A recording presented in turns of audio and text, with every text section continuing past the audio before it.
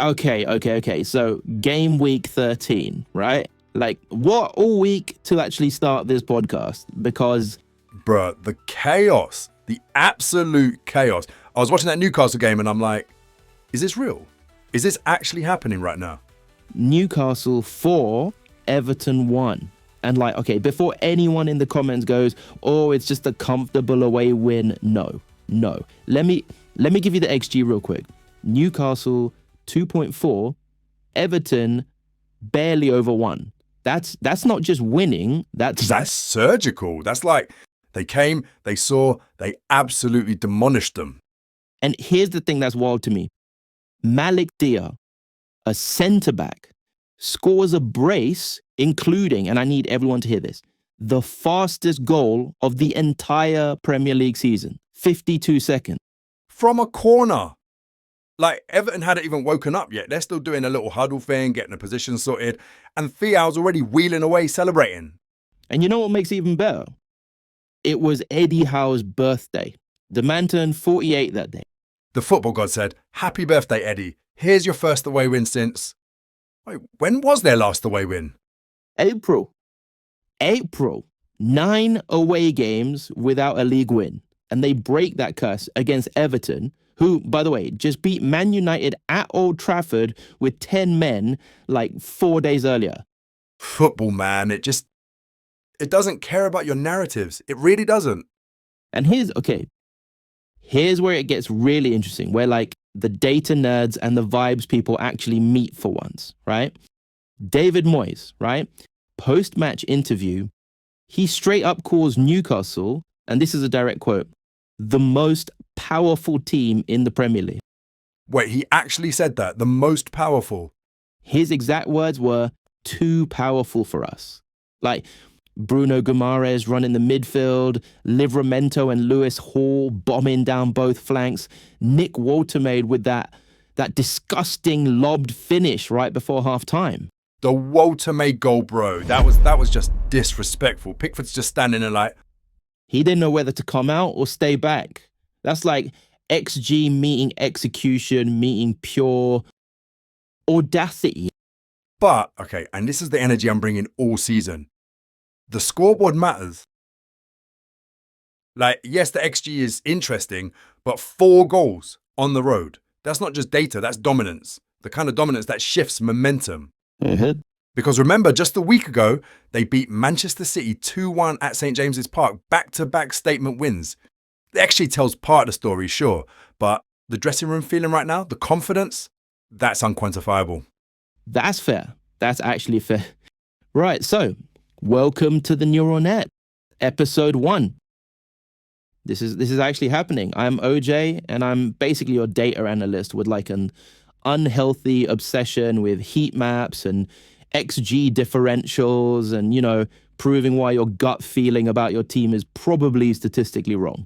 And I'm Martins. I'm here to bring the human element because, like, stats tell a story, sure, but they don't tell you what it felt like when Jordan Pickford let Lewis Miley's shot slip through his legs like he'd been, I don't know, greased up or something. Greased up? I mean, the ball just went right through him. That second Newcastle goal was pure comedy, pure chaos, and pure, like, Sunderland fan nightmares, honestly. Okay. So look, this season we're tracking the big 6 through expected goals. Arsenal, City, Liverpool, United, Chelsea, Spurs. We're using understat data. We're going to argue about what XG actually means for title races and European pushes. And we're going to do something rare in football discourse. What's that? We're going to be accountable. Predictions go on record. We come back to them. If we're wrong in public. Not like those pundits who just memory hole their bad take. And we'll push back. Like, I don't care if Arsenal's XG says they should have won 4-0. If they drew 1-1 at Stamford Bridge against 10 men, we're talking about why, the mental side, the injuries, the Arteta masterclass that wasn't. Oof, already getting spicy. All right, let's anchor this in reality. Current standings after game week 13. Arsenal, top with 30 points, 9 wins, just 1 loss. City, second with 25. Chelsea, third with 24. And here's where it gets what? Absolutely wild. Liverpool, the defending champions, right? Won the league last season under Arne Slot. They're eighth. Eighth, 21 points. Same as Man United. The defending champions are level with Man United. Wait. That's okay. Let's be real about what's actually happening at Anfield, though, because this isn't just, oh, Liverpool are bad now. There's context. Go on. They lost Trent Alexander-Arnold. They lost Luis Diaz. And I hate even saying this out loud, Diogo Jota passed away. Car accident in July. They retired his number. That's not just football anymore. That's grief flowing through a squad. Real human grief. Yeah. And yes, they signed Isak for £125 million, British record, whatever. But integration takes time. Slot's system worked last year with a motivated squad chasing glory. Now they're defending a title while processing loss. That's different. The XG backs up the eye test for what it's worth. Liverpool's expected points are nowhere near title pace. 5 losses in 11 games. And Virgil van Dijk, during the international break, literally said the team has mixed emotions and is refusing to shy away from the truth. When your captain's talking like that...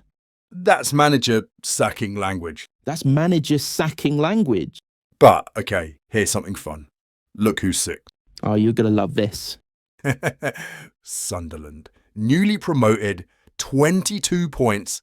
Above Liverpool, above United, above Spurs. The Tyne-Wear Derby is back in the Premier League for the first time since 2016, and Sunderland might genuinely be the better side right now. What is this timeline? What is this timeline? And at the other end, Wolves, 2 points from 13 matches, 0 wins, 2 draws. That's might be the worst bottom table team in the entire Premier League era. Vito Pereira got sacked after losing 8 of 10. They brought in Rob Edwards. It's dire, actually dire. But here's where you come in. This is where your human element thing applies. Go on then. Nottingham Forest. They've had 3 managers this season. Nuno got sacked. They brought in Ange Postecoglou, sacked him after 39 days. 39 days! 39 days, now Sean Dyche is there. That level of chaos doesn't show up in expected goals data, but it explains why they're 16th with 12 points. See, this is what I mean. Culture is unquantifiable. You can't put dressing room in shambles into an algorithm. Fair. Actually fair. Okay, so Arsenal versus City. This is the narrative, right? The narrative. Arsenal 30 points, City 25, 5-point gap. But let's talk about what just happened at Chelsea, because it's revealing. Oh God, the Chelsea game. Okay, so Moises Caicedo, right? Sees red in the 38th minute for that horror tackle on Mikel Merino. Studs up, absolute deserved, no complaints. So Arsenal have nearly an hour against 10 men. Nearly an hour. And what happens? Chelsea score first. Trevor Chalobah, a defender, heads one in from a corner right after half-time. Merino equalises. Credit merits due. But Arsenal finish with 4 shots on target against 10 men at Stamford Bridge. The XG says they created enough to win. But they didn't.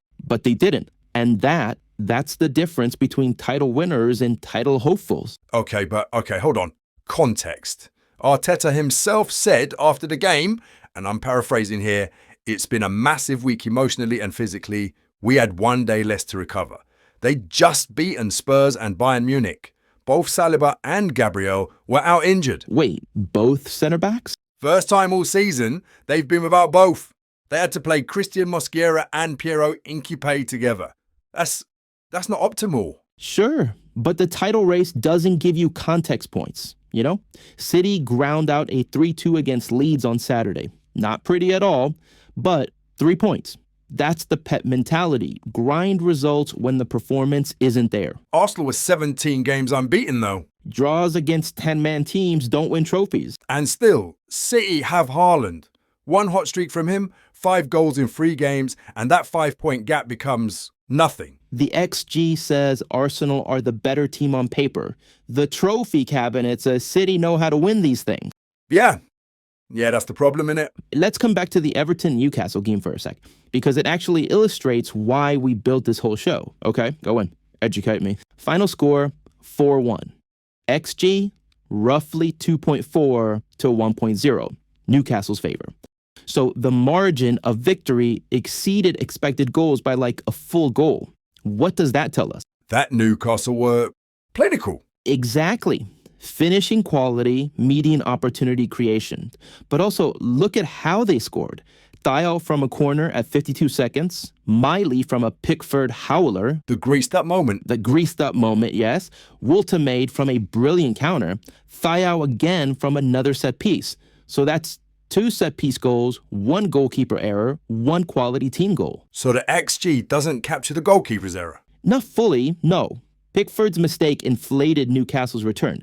But the set piece threat, that's coachable. That's Martin Markin, their set piece coach, earning his wages.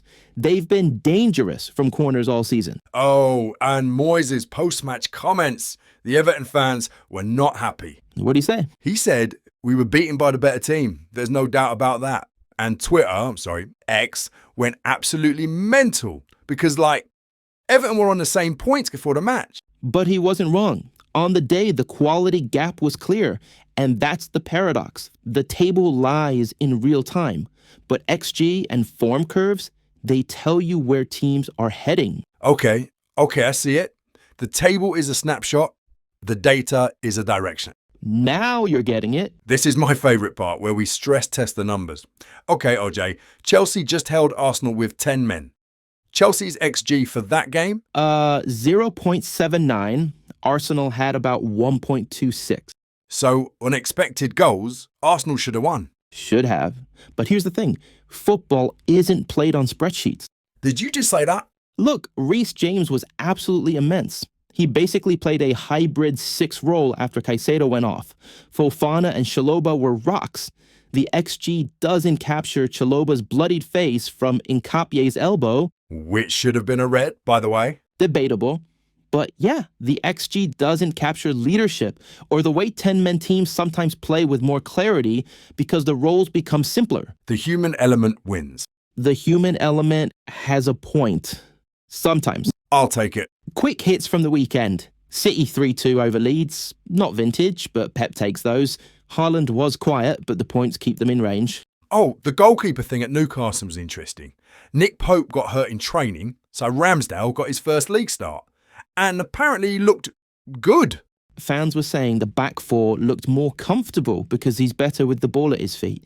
Pope's a great shot stopper, but limits their build-up. Goalkeeper controversy brewing. Watch this space. Oh, and VAR drama. Tieno Berry thought he'd scored for Everton, got chalked off for accidental handball. The Premier League literally released an official statement clarifying the decision. Craig Pawson announced it to the whole stadium. Peak modern football. Peak modern football. All right, this is episode 1, so we don't have old predictions to roast ourselves about yet, but let's put some on record for future episodes. Ready? Let's go. Arsenal's 5-point lead holds through December. Ooh, bold, okay. Liverpool finish outside the top 4 this season. That's a big call. Newcastle finish top half, higher than their current 13th. After what we saw this week, yeah, I can see that. Wolves get relegated. I almost guarantee that. What else? Chelsea finish 3rd. All right. My spicy one. Sunderland don't just stay up. They finish top 10. Top 10, a newly promoted side. The vibes are real. I'm calling it now. On record, we're coming back to these, every single one. All right, quick look ahead. Arsenal face Brentford on Wednesday, then Villa. They need wins. Draws won't do. Liverpool host Sunderland Wednesday. And honestly, if they lose that... Slot's in trouble. Big trouble. Newcastle gets Spurs Wednesday, then Burnley Saturday. 2 very winnable games. And Everton go to Bournemouth Tuesday, then host Forest. Moyes needs a response. That not at their level comment has the fans absolutely furious. Twitter was not kind